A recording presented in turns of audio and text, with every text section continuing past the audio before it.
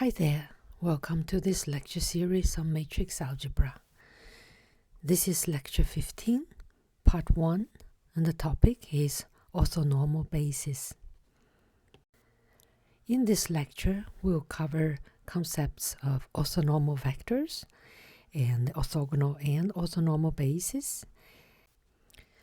We'll also cover the famous Gram-Schmidt orthonormalization algorithm, and we'll give some examples, and we'll cover orthogonal matrices in the end.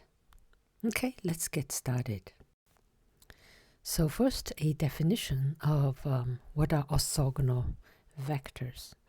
So it's literal, so it basically says that if you have a space V with an inner product, and then you have a set of non-zero vectors, v1, v2 to vn, and they are perpendicular to each other.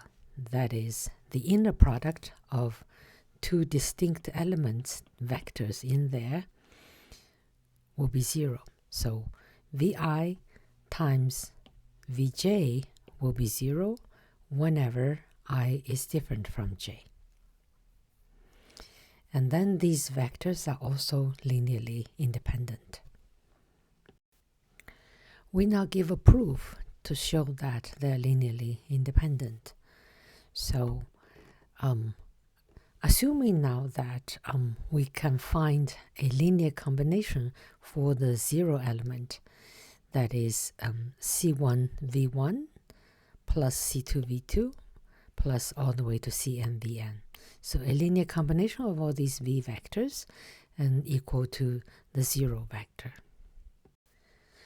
Then if we can show that the only possible choices of all these coefficients are that they're all 0, then that implies these vectors v's, they are linearly independent. Okay, so what we do now is, so we have this sum of a linear combination, which is a vector, equal to the 0 vector. So we're going to take inner product with start with v1 on both sides. So the left-hand side dot v1, what does that become? So you can distribute the dot v1 onto each term.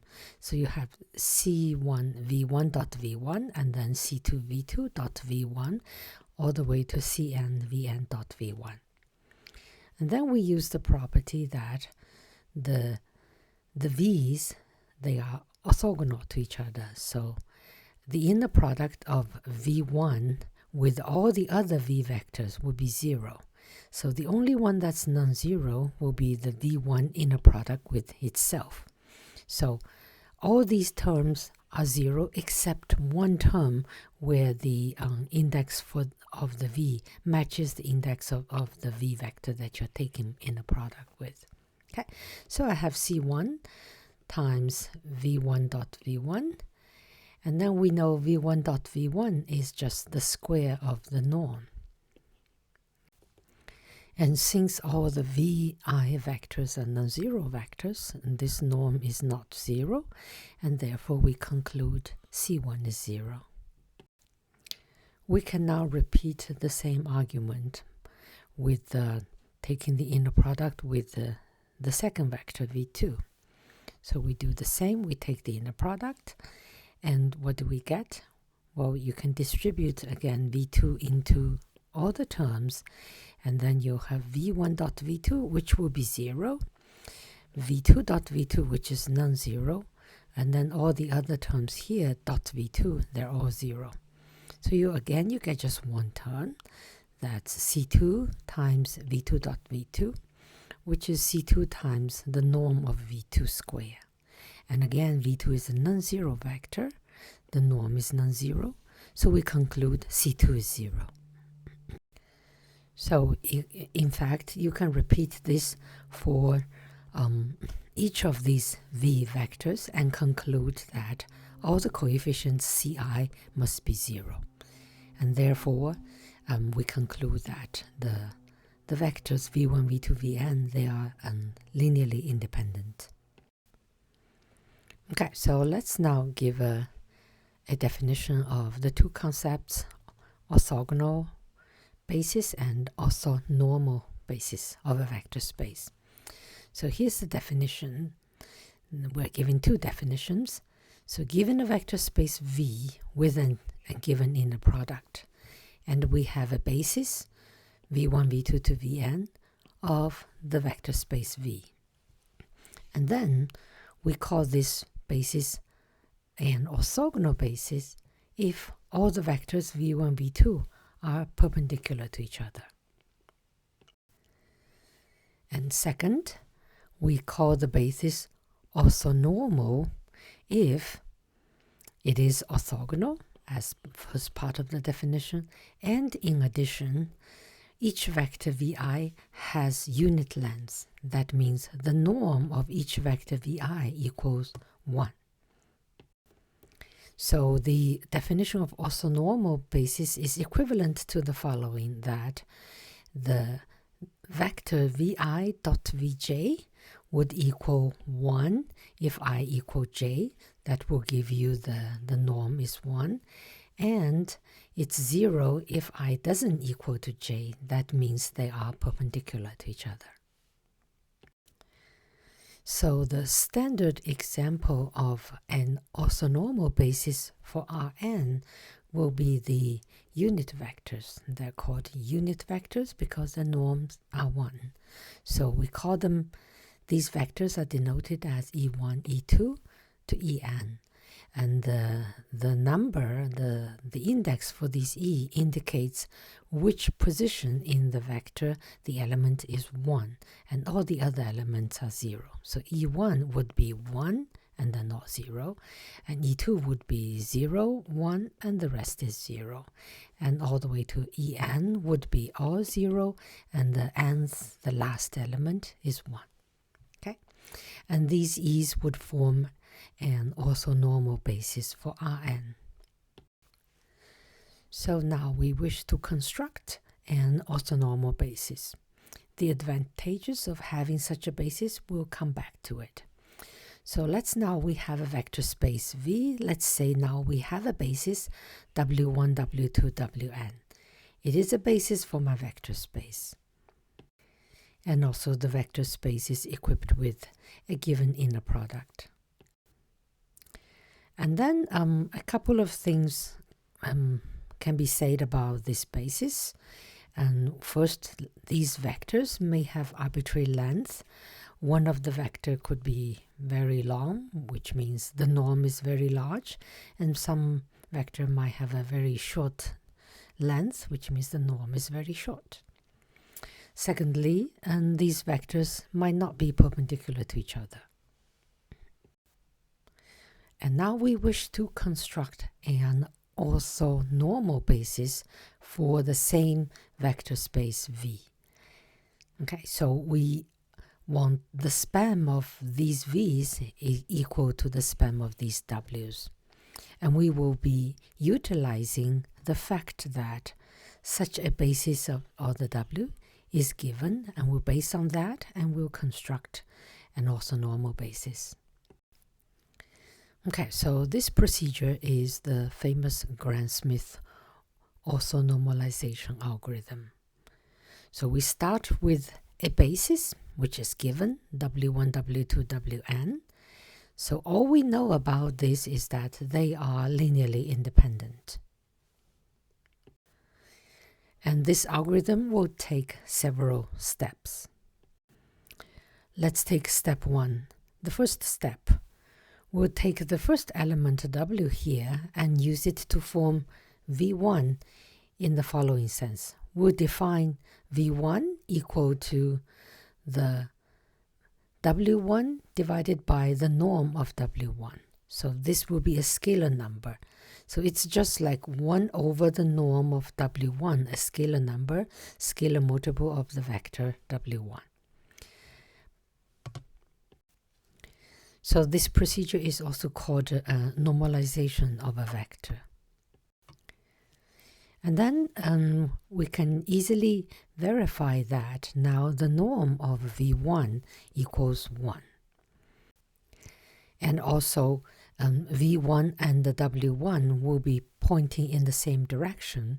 They are scalar multiples of each other, and therefore span of V1 is just span of W1. Okay, and now we make a remark.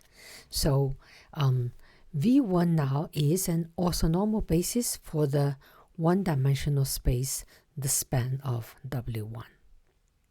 Since it consists of just one vector, and there are no other vectors for us to go and check that it's perpendicular. Okay, so it's a starting point for the algorithm. Now the rest of the algorithm is defined as inductive steps. So it's the following step. So assume now we have V1, V2 to Vk minus 1. So I have k minus 1 vectors, and then these are orthonormal basis for the span of W1 to Wk minus 1. So I have constructed all the way to here. And then we're going to include one more vector, the Wk, into the span. So this space is bigger than that space because we have one more basis vector.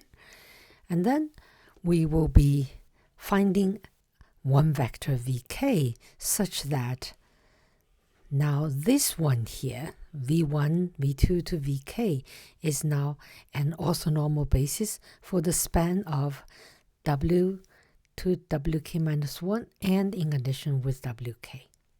Okay? And if you can achieve that, then you can take inductive steps as many times as needed, and you can find a orthonormal basis and for the space of W1, W2 to Wn for a finite n. Let's take a closer look at the inductive step. So we see we have to do actually two things. First, we compute the vector. We call it Vk tilde, so it's not exactly Vk. This is computed as follows.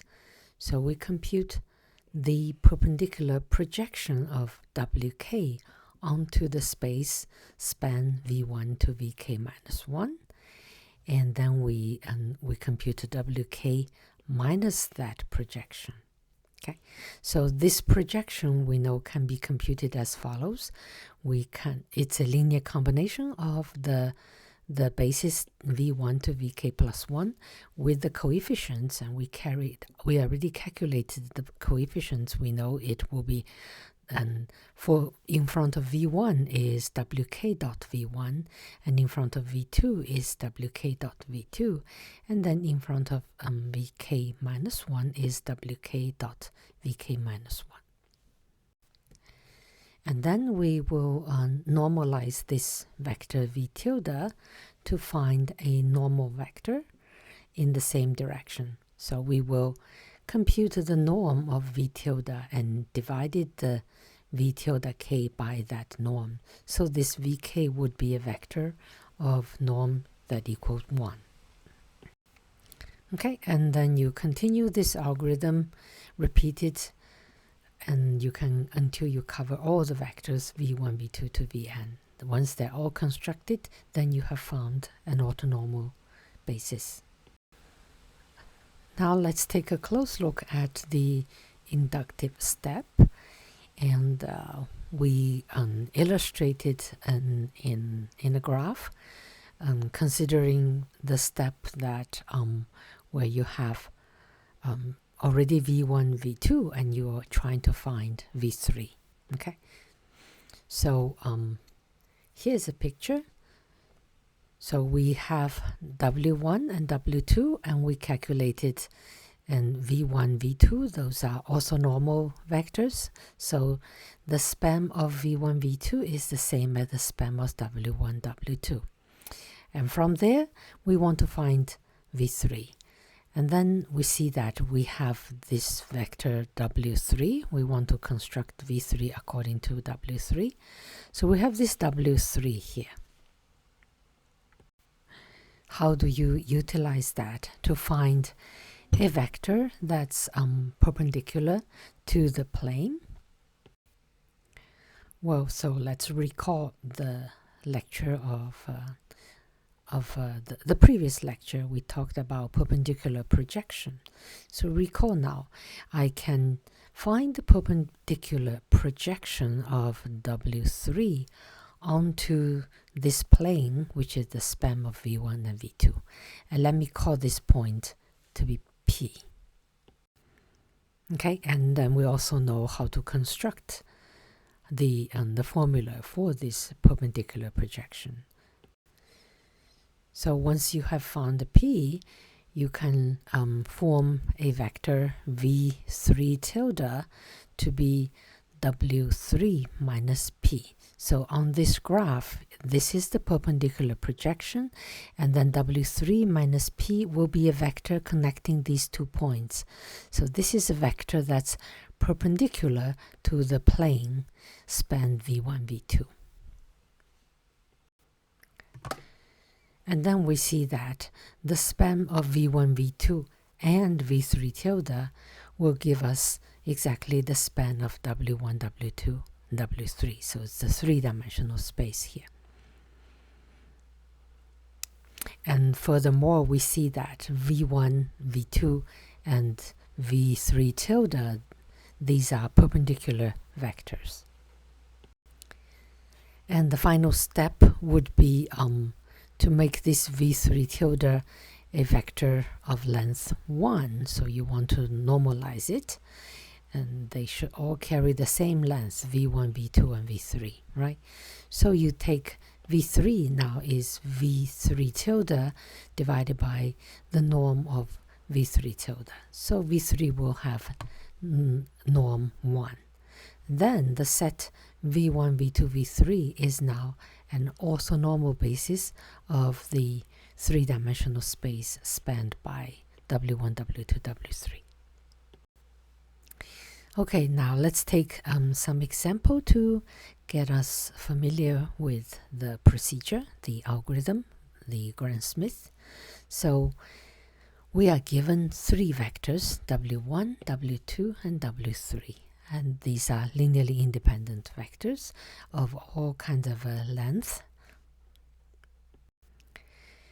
And we want to form an orthonormal basis and utilizing these 3 vectors. Okay, so step 1 is the step that's short, that is making a starting point. So you would take the W1 vector and you compute the norm of the W1 vector, which you find is square root of 2. So it's 1 plus 1 square root. Then you form a V1, which is 1 over square root of 2 times W1. Okay, now we move on to step 2. We first find V2 tilde, and that is equal to W2 minus the perpendicular projection of W2 onto the span of V1. So it would equal to W2 dot V1, that's a scalar number, times V1. Okay, so in this formula we know all of these terms, and let's put them in. So W2 is here, and then W2 dot V1 give me this number. I worked out the inner product, and V1 is this vector. Okay, and you can work out this vector. So root 2 becomes 2, cancel the 2, become -1. So it's just this one plus this one, and you get this vector. And then you see that this vector V2 tilde, the norm of it is not 1. So we want to normalize it. So we compute the norm of V2 tilde and then divided V2 tilde by that norm. And then clean up a little bit and you will get this vector. So it's 1, 1, 1, and it's multiplied by a scalar number 1 over root 3. Okay, and now we can take one more step to find V3. So first we need to compute V3 tilde, which is W3 minus the perpendicular projection onto the space span v1, v2 of W3. And that takes this expression, W3 dot v1 times v1, W3 dot v2 times v2. Okay, so and at this point it's all calculations of finding out inner products and then working out scalar multiples and add vectors. So we work out to the details. We'll get these three vectors for these three terms, and then do the summation and subtraction. You will get this as v3 tilde. And again, you can verify that this vector does not have norm 1. So the final step would be normalize this vector v3 tilde, and that can be done by calculating the norm of v3 tilde and then divide it, and take v3 tilde and divide it by that scalar value. And then if you plug it in, you will get this as your final result for v3. Okay? So that's our first example of the Gram-Schmidt algorithm. And in the second part of this lecture, we'll take more examples, and then we'll also explain what is an orthogonal matrix. Okay, so I hope you enjoyed this part, and I'll see you soon.